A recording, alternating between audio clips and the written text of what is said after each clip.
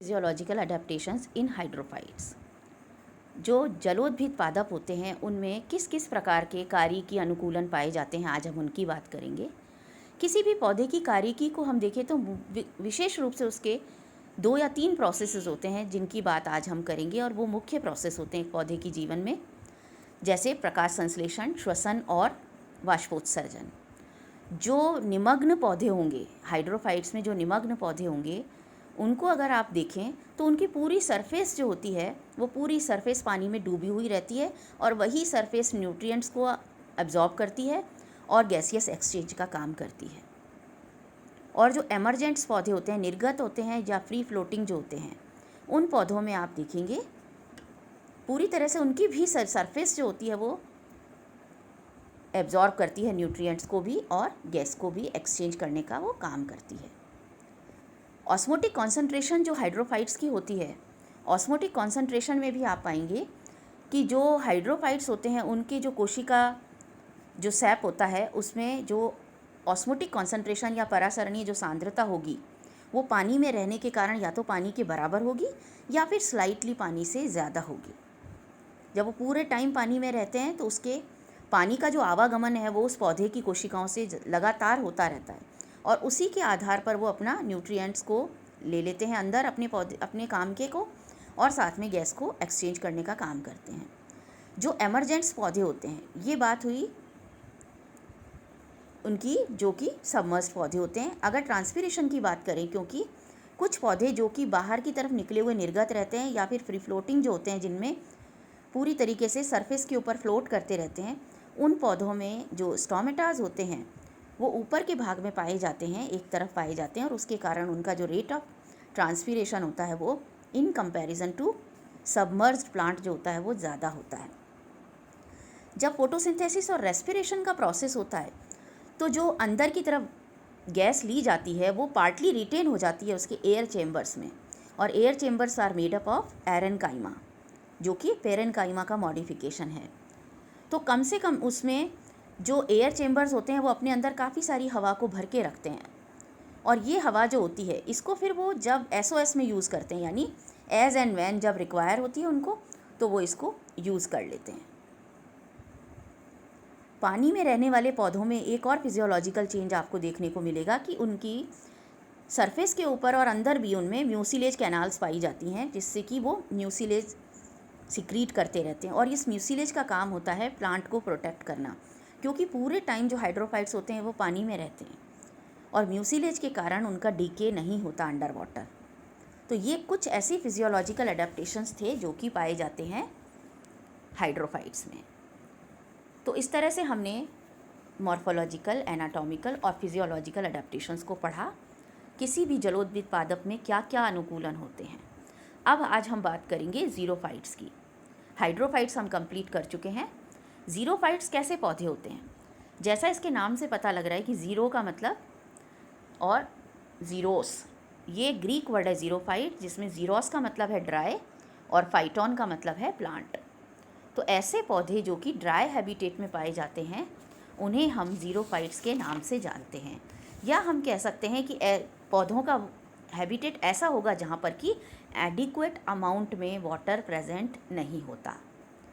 ऐसे पौधों में ज़्यादा ट्रांसपीरेशन करेंगे, एब्जॉर्प्शन कम कर पाएंगे। जो रेट ऑफ ट्रांसपीरेशन होगा वो ज़्यादा होगा, वाष्पोत्सर्जन का, अवशोषण का कम होगा। तो ज़ीरोफाइट्स का अब आपको समझ में आ गया होगा कि ज़ीरोफाइट्स जो कि ज़ीरिक हैबिटेट में पाए जाते हैं, या जो रेगिस्तानी माहौल में मिलते हैं।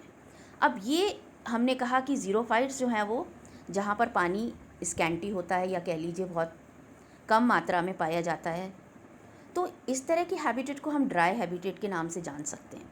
तो जब पौधे जो ड्राई हैबिटेट में उगते हैं, किस किस प्रकार के हैबिटेट ड्राई हैबिटेट हो सकती है वो आपको आज हम बताते हैं कि फिज़िकली पहला जो है कि किस प्रकार की ड्राइनेस मिल सकती है हैबिटेट में। फिज़िकली ड्राई हैबिटेट वो हैबिटेट होती है जिसमें कि सॉइल जो होती है उसकी वाटर रिटेंशन कैपेसिटी बहुत कम होती है, उसके कारण उसकी जो सॉइल होती है वो बहुत ही पानी को रोक सकने में बहुत ही पुअर होती है, और इस प्रकार की क्लाइमेटिक कंडीशंस भी वहाँ की ड्राई होती हैं और सॉइल भी उस पानी को रोक नहीं पाती। ऐसी हैबिटेट कहलाती हैं, जैसे डेजर्ट्स में मिलती हैं, रॉक सरफेस को कहते हैं हम, वेस्टलैंड को, ये फिज़िकली ड्राई हैबिटेट्स कहलाती हैं। दूसरा फिजियोलॉजिकली ड्राई हैबिटेट, अर्थात कि फिजियोलॉजिकली यानी कारिकी रूप से हैबिटेट जो है वो सूखी है या ड्राई है। ऐसी हैबिटेट में आप पाते हैं कि वाटर अबेंडेंस में प्रेजेंट है, बहुत अधिकता में है मौजूद, जैसे कि बर्फीले इलाकों में या जहाँ पर एसिडिक वाटर है या सॉल्टी वाटर है, लेकिन that water is not readily available to plants, पौधों के लिए वो उपलब्ध नहीं है।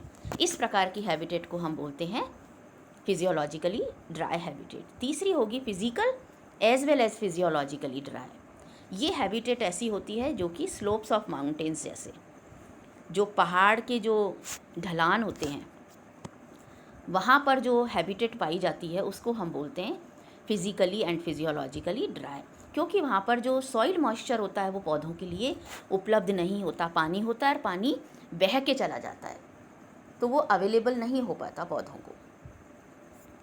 इस प्रकार से आपने देखा कि जो हैबिटेट है, ड्राई हैबिटेट के आधार पर हम 3 प्रकार से पौधों को पानी की उपलब्धता के आधार पर हम उन्हें बांट सकते हैं। Physically dry habitat, physiologically dry habitat, physically as well as physiologically dry. अब ज़ीरोफाइट्स जो पौधे हैं, ये जहाँ पानी की कमी होती है वहाँ पाए जाते हैं। साथ ही ये एंड्योरिंग होते हैं, जब वहाँ मिल रहा है पौधा, इसका मतलब निश्चित रूप से वो उस ड्राई हैबिटेट को एंड्योर कर पा रहा है या उसका सामना कर पा रहा है। तो अनुकूलन जो है वो किस किस प्रकार के एक ज़ीरोफाइट में देखने को हमें मिल सकते हैं। 2 प्रकार के बेसिक अनुकूलन होते हैं, ज़ीरोमॉर्फिक एंड ज़ीरोप्लास्टिक। ये हैबिटेट हमने देखी थी अभी जो पढ़ा था। अब हम बात कर रहे हैं कि किस प्रकार से आप ज़ीरोफाइट्स जो होते हैं उनको कितने भागों में उनके अनुकूलनों को पढ़ सकते हैं। तो ज़ीरोमॉर्फिक पौधे वो होते हैं जो कि जेनेटिकली कंट्रोल्ड होते हैं, अर्थात जिनमें जीन्स में ये मौजूद है कि वो ड्राई हैबिटेट में किस प्रकार से पाए जाएंगे, या उनके अंदर जो चेंजेस हैं वो जेनेटिक चेंजेस हैं, जेनेटिकली कंट्रोल्ड हैं। ज़ीरोप्लास्टिक वो होते हैं एडेप्टेशन जो कि टेम्परेरी होते हैं। किसी भी पौधे को अगर ड्राई हैबिटेट मिली तो वो उस हैबिटेट में अपने आप को थोड़े समय के लिए अपने आप को परिवर्तित कर देगा, अपने आप को मॉडिफाई करके काम चला देगा। तो ये जो टेम्परेरी कैरेक्टर्स उसमें आ जाते हैं, ऐसे कैरेक्टर्स या एडेप्टेशंस कहलाते हैं ज़ीरोप्लास्टिक। और जो परमानेंट होते हैं, जो जेनेटिकली कंट्रोल्ड होते हैं, उन्हें हम कहते हैं ज़ीरोमॉर्फिक। तो आपसे डेफिनेशन ये पूछी जा सकती है कि ज़ीरोमॉर्फिक क्या होता है, ज़ीरोप्लास्टिक क्या होता है, तो आप उन्हें बता सकें। जैसे फिलोक्लैड्स, फिलोड्स, क्लैडोड्स, ये आप पढ़ेंगे तो ये सब जेनेटिकली कंट्रोल्ड हैं, अर्थात ज़ीरोमॉर्फिक चेंजेस हैं ये, या ज़ीरोमॉर्फिक अडेप्टेशंस हैं। जो ज़ीरोफाइट्स होते हैं वो प्रोलॉन्ग्ड डिहाइड्रेशन को भी वो एंड्योर कर सकते हैं। इवन आफ्टर परमानेंट विल्टिंग भी हो जाएगी तो भी वो पौधा अपने आप को बचा के रख सकता है। इनको हम बोलते हैं ड्राउट इवेडिंग प्लांट्स, अर्थात वो एक तरह से उसका सामना करते हैं। और जो ड्राउट एस्केपिंग प्लांट्स होते हैं वो विल्टिंग बिल्कुल नहीं दिखाएंगे, वो बच जाएंगे उस माहौल से किसी ना किसी तरह से। तो ज़ीरोमॉर्फस प्लांट्स जो होंगे वो प्लांट्स ऐसे प्लांट्स होंगे जिनमें की थिक क्यूटिकल होगी और साथ में क्यूटिनाइज्ड एपिडर्मल सेल होगी। जो एपिडर्मिस होगी उसकी कोशिकाएं भी क्यूटिनाइज्ड होंगी, जिससे पानी को अपने अंदर अधिक से अधिक रख सकें। जो स्क्लेरेन्काइमेटस हाइपोडर्मल सेल्स होती हैं वो भी उसकी पहचान है। जो स्टोमेटा होंगे वो भी धंसे हुए होंगे, अर्थात संकन स्टोमेटा होंगे। हार्ड लीव्स होंगी, रिड्यूस्ड उनकी साइज़ होगी, क्योंकि कभी भी आप देखते हैं कि जो रेगिस्तानी इलाकों में पौधे पाए जाते हैं उनकी पत्ती चौड़ी नहीं होती, क्योंकि चौड़ी पत्ती होगी तो वो ट्रांसपिरेशन ज़्यादा करेगी और वहाँ ऑलरेडी पानी की कमी है। तो ये कुछ ऐसे पहचान हैं जो कि ज़ीरोमॉर्फस पौधों की पहचान मानी जाती है। और ज़ीरोफिलस जो होंगे वो होंगे फॉन्ड ऑफ ड्राउट और ड्राउट लविंग ऐसे पौधे। ये 2 कैटेगरीज फिर आपसे पूछी जा सकती हैं, what are xeromorphs and what are xerophiles. तो ज़ीरोफिलस मीन्स जो कि ज़ीरिक हैबिटेट को पसंद करें, फॉन्ड ऑफ ड्राउट और ड्राउट लविंग।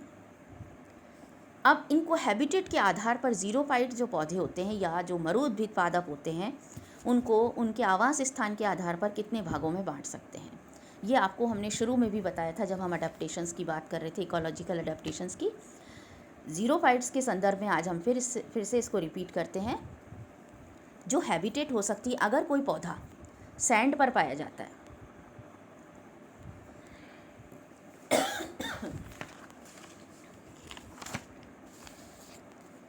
तो उसे हम सेमोफाइट्स कहते हैं।